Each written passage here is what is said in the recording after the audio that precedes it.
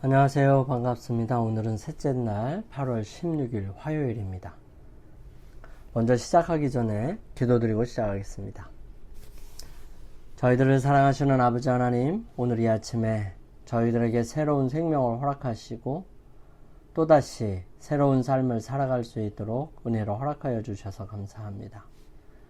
매일 잠자고 일어나는 모습들이 저희들이 죽었다가 다시 부활하는 경험임을 다시 한번 생각해 볼 수 있도록 인도하여 주시며 저희들의 마음과 생각을 통하여 부활에 대한 분명한 인식을 가질 수 있도록 도와주시옵소서. 아버지 하나님, 부활은 오직 주님께서 우리 사람들에게 주시는 놀라운 능력이십니다.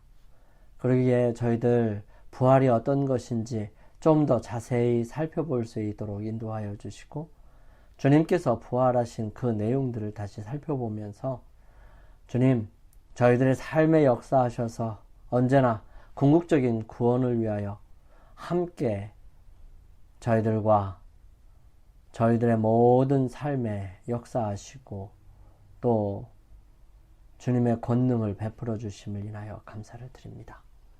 주님, 저희들의 마음과 생각이 오직 주님의 말씀 위에 굳게 설 수 있도록 도와주시옵소서.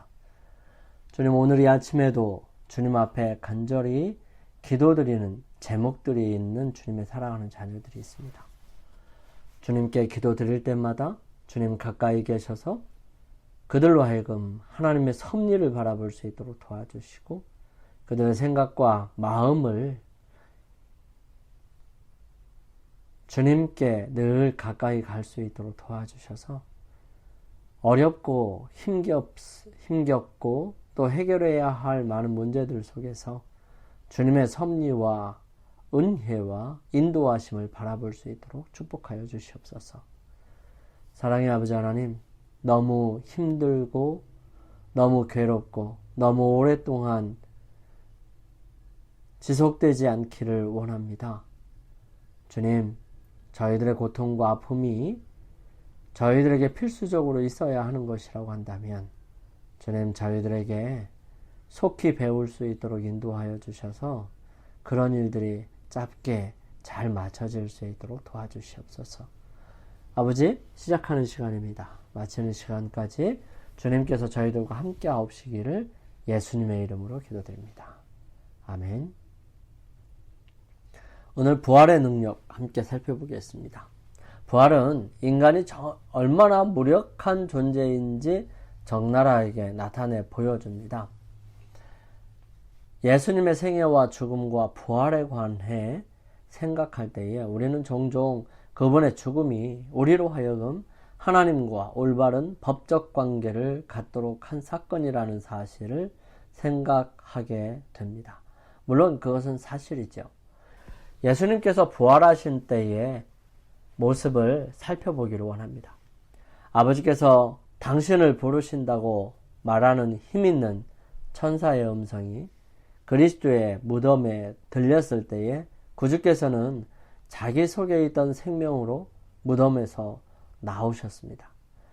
그때 다음과 같은 그분의 말씀이 진실임이 밝혀졌죠. 내가 다시 목숨을 얻기 위하여 목숨을 버립니다.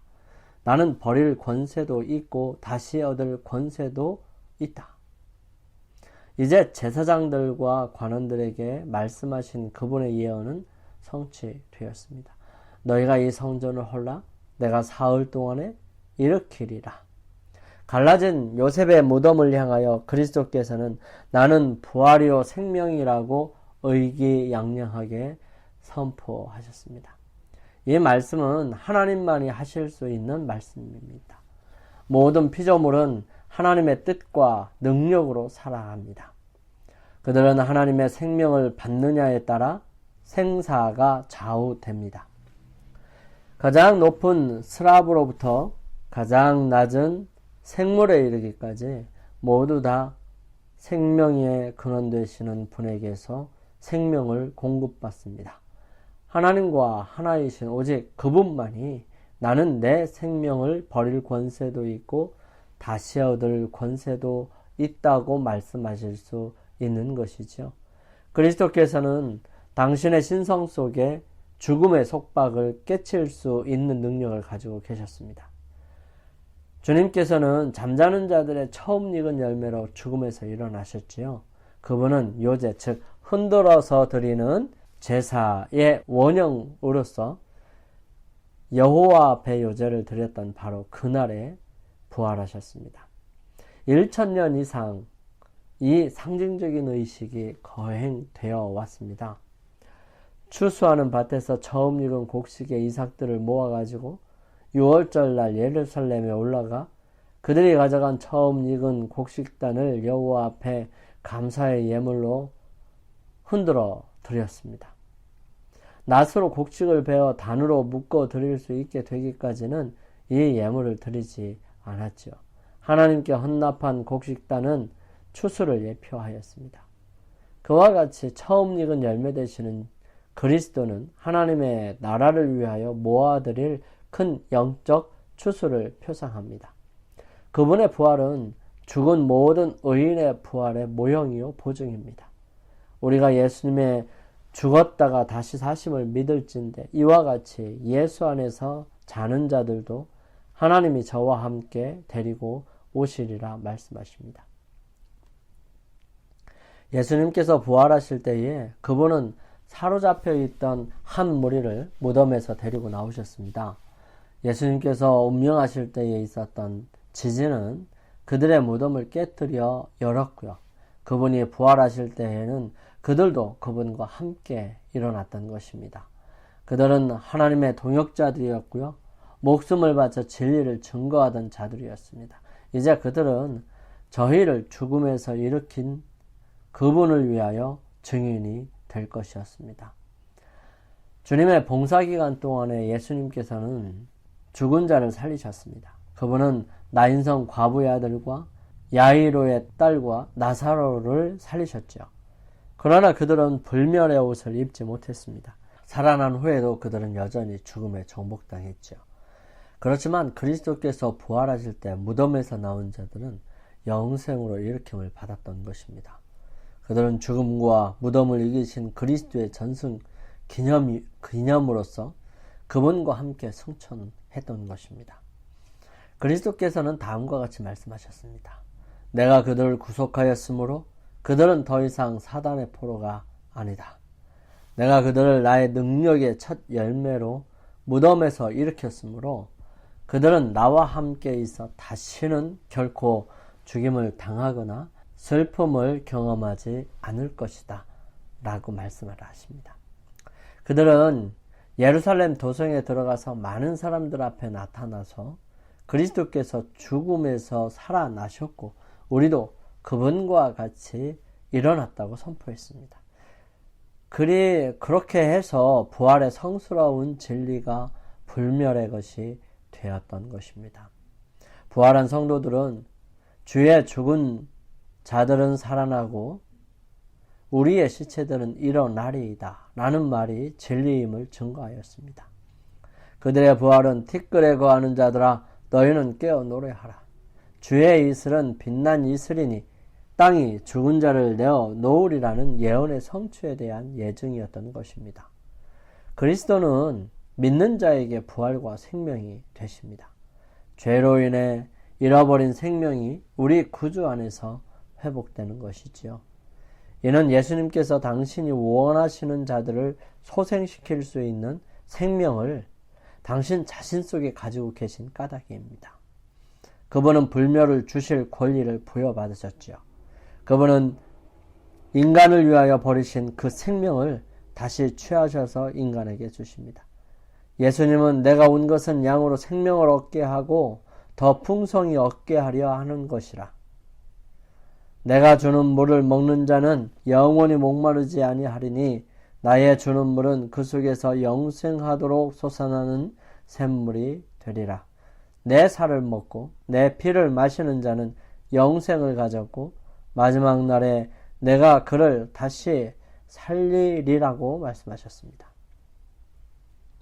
그렇지만 예수님의 부활은 구원에 있어서 특별한 측면을 더해줍니다. 예수님의 부활이 중요한 까닭은 우리도 언젠가 부활할 것이라는 사실을 보여주기 때문만은 아니지요. 부활은 예수님으로 하여금 아버지의 우편, 곧 능력과 권세의 자리에 앉게 했습니다. 하나님께서는 이와 같은 부활의 능력을 오늘날 우리에게도 동일하게 허락하십니다. 에베소서 1장 18절부터 23절에서 바울은 하나님의 능력에 대해서 말합니다. 이 구절은 부활의 능력에 관해 우리에게 무엇을 가르쳐 주는지 생각해 볼 수 있었으면 좋겠습니다. 이 구절에서 여러분 자신을 위한 어떤 희망과 약속을 발견할 수 있을지 여러분 함께 의논해 보시기 바랍니다.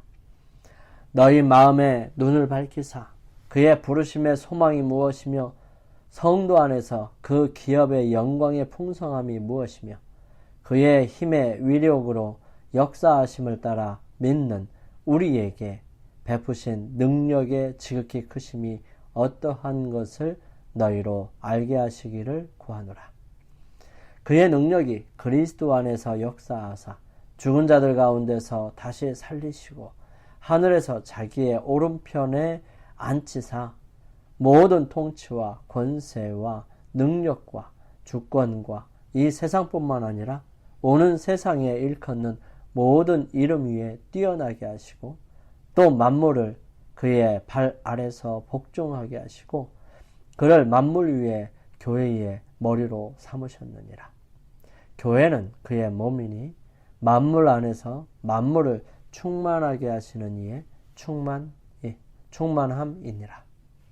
바울은 에베소 교인들이 오직 하나님의 도우심만으로만 올바르게 이해할 수 있는 몇 가지 사실을 깨닫게 되기를 기도했습니다. 첫 번째, 그의 부르심의 소망과 그 기업의 영광의 풍성함이 무엇인지 알기를 원했고요. 우리에게 베푸신 능력의 지극히 크심이 어떠한 것인지를 알게 되기를 기도했던 것입니다. 그런 다음 바울은 이 능력이 얼마나 놀라운 것인지를 묘사하기 위해 노력합니다. 오늘날 우리에게도 유효한 이 능력은 예수님을 죽은 자 가운데서 다시 살려냈을 뿐만 아니라 예수님을 아버지의 권능의 우편에 앉게 한 것과 같은 능력인 것입니다. 그러나 바울은 여기서 설명을 멈추지 않습니다. 부활은 예수님께 단순히 어떤 막연한 능력을 부여한 것이 아니었습니다. 예수님의 부활은 그분에게 다스릴 권세를 주었고요. 영원한 세월 동안 그분의 백성들에게 필요한 모든 일을 행할 수 있게 해 주었습니다. 부활하신 예수님을 믿는 믿음이 우리에게 어떤 확신을 줄 수 있을까요? 사탄의 앞에서 예수님만을 쳐다보며 나에게는 부활하신 구세주가 계시다. 주님께서는 결코 나를 어리둥절하게 만들 고난을 주시지 않을 것이다. 나는 주님 안에서 승리할 수 있다.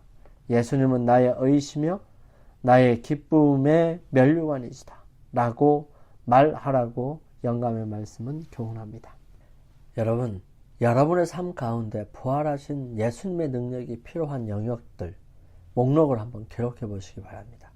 그리고 필요한 모든 영역에 예수님의 능력이 임하시기를 기도하십시오.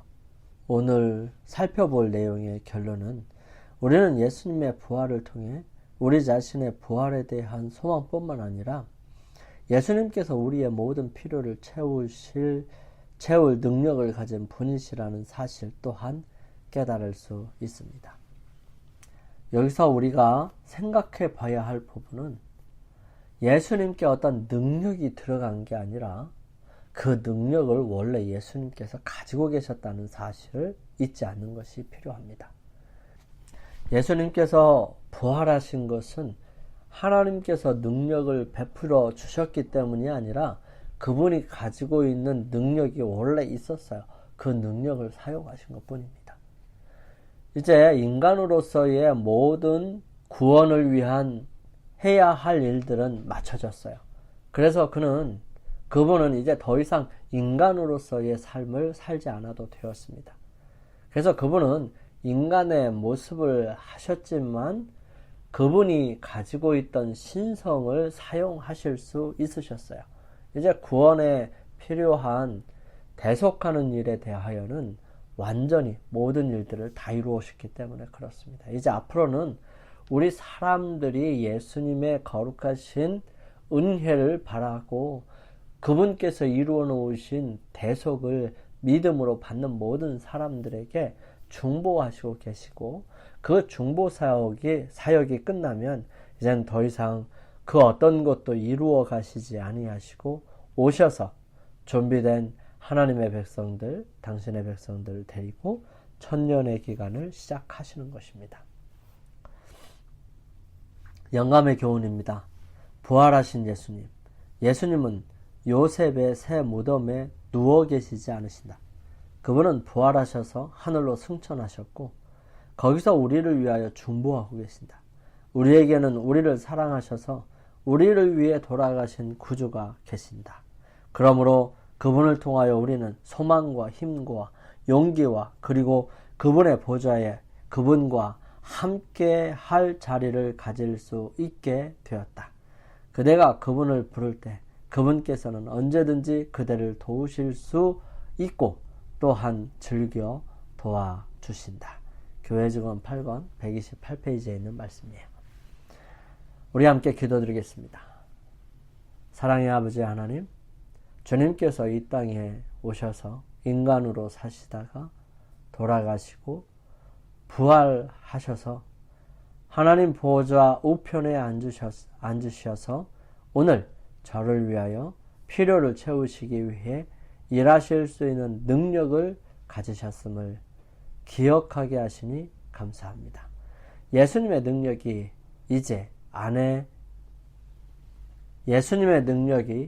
제 안에 역사할 수 있도록 예수님을 저의 마음에 초청하게 도와주시옵소서.